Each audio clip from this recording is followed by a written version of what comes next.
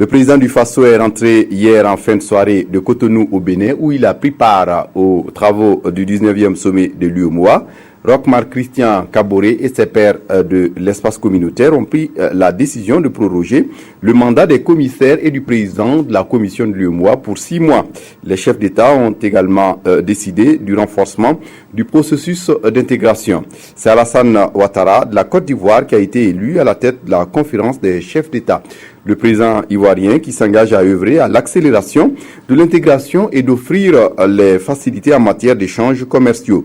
Il promet aussi travailler à instaurer la paix et la sécurité dans l'espace communautaire.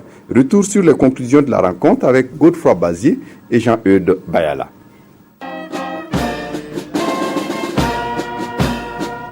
À Cotonou, les chefs d'État et de gouvernement ont donné une sorte de lenga aux commissaires et au président de la commission de l'UEMOA. Leur mandat a été prorogé jusqu'au prochain sommet qui verra le Niger prendre la présidence de la commission. Ce consensus trouvé, toutes les autres questions étaient moins délicates à traiter. La présidence en exercice de la conférence des chefs d'État a été confiée à Alassane Ouattara de Côte d'Ivoire.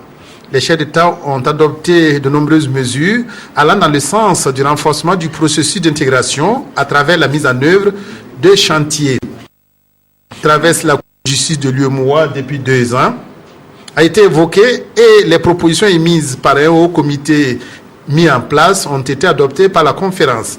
Les chefs d'État ont décidé d'assumer leurs responsabilités en rappelant, je dirais, tous les magistrats qui avaient été désignés à cette Cour de justice et en procédant à leur renouvellement. Je pense qu'il est inadmissible que des dossiers traînent au niveau de cette Cour, n'ait pas de solution. Il est inadmissible que des magistrats eux-mêmes ne respectent pas leurs textes et se mettent dans un mouvement qui paralyse l'organisation depuis 2014 pratiquement. Et de ce point de vue-là, en tout cas, les chefs d'État ont été fermes là-dessus et je crois que nous avons signé un acte qui doit permettre de changer tout ce qui était là-bas et permettre à l'institution de jouer son rôle. La stabilité financière dans l'Union et la réglementation du secteur de la monnaie électronique ont été passées au pain fin. L'UEMOA a lancé une étude sur la rationalisation des institutions de l'Union monétaire ouest-africaine. Ces études sont en cours, ne sont pas encore terminées. L'objectif étant de réduire les dépenses et les charges que chaque État porte pour supporter l'UEMOA. Donc, ces études étant en cours, nous avons eu à faire simplement un point à mi-parcours du travail qui est fait par les experts.